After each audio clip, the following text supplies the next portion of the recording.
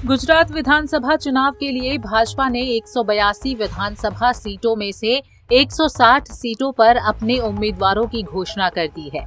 उम्मीदवारों की लिस्ट में इस बार सबसे बड़ी रोचक बात ये नजर आई है कि जिस बात के कयास पहले लगाए जा रहे थे कि भाजपा कांग्रेस के बागी नेताओं को चुनाव का टिकट दे सकती है, ये बात अब सच साबित हुई है। दरअसल गुजरात चुनाव को लेकर भाजपा पूरी तरह से अलर्ट मोड पर आ चुकी है। चुनाव से पहले वो ऐसी कोई गलती नहीं करना चाहती जिसका खामियाजा उसको चुनावी नतीजों में भुगतना पड़े। एक एक सीट पर टिकट तय करते समय पार्टी ने काफी ध्यान दिया है। केंद्रीय चुनाव समिति की बैठक में उम्मीदवारों की लिस्ट में अंतिम मुहर लगी, जिसके बाद पार्टी ने 160 सीटों के लिए उम्मीदवारों के नाम की घोषणा की है। भारतीय जनता पार्टी ने कांग्रेस से बगावत कर कमल का साथ देने वाले नेताओं को निराश नहीं किया है। कांग्रेस से बीजेपी में आए हार्दिक पटेल समेत कांग्रेस के 17 बागियों को बीजेपी ने कमल के निशान पर चुनाव लड़ने का मौका दिया है। बीजेपी की ओर से जारी पहली लिस्ट में पार्टी ने 38 मौजूदा विधायकों के टिकट काट दिए हैं, तो वहीं पूर्व सीएम विजय रूपाणी की सरकार में रहे 6 मंत्रियों को भी इस बार पार्टी ने निराश किया है। लिस्ट में हार्दिक पटेल समेत करीब 30 पाटीदार नेताओं को चुनाव में मौका दिया गया है। कांग्रेस के बागी नेताओं को दी प्राथमिकता।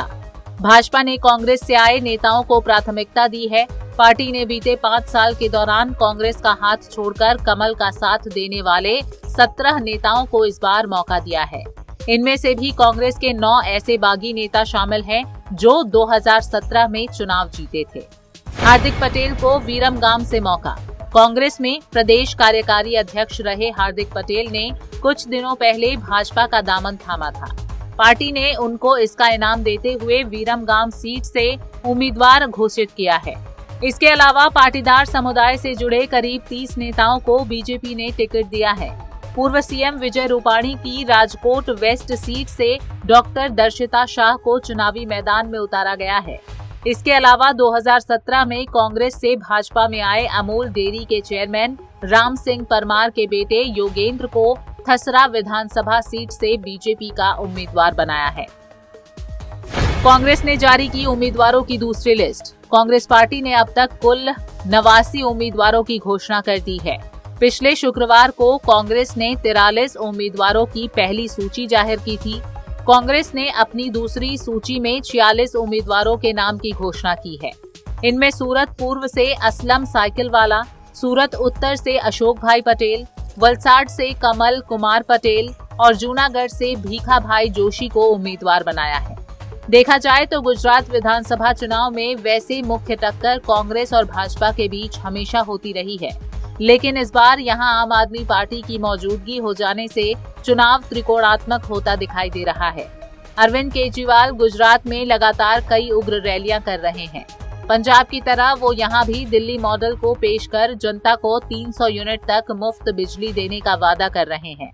इसके अलावा आप और कांग्रेस दोनों पार्टियां राज्य के सरकारी कर्मचारियों के लिए पुरानी पेंशन योजना को लागू करने की बात बार बार दोहरा रही है। भाजपा के लिए गुजरात चुनाव इस बार इसलिए भी इतना आसान नहीं है क्योंकि हाल ही में हुए मोरबी पुल हादसे में गुजरात सरकार की देश भर में काफी आलोचना हुई। ये ऐसा ताजा मामला है जिससे कांग्रेस और आप दोनों बीजेपी पर लगातार हमलावर बनी हुई है। Bureau report, Punjab Kesari TV.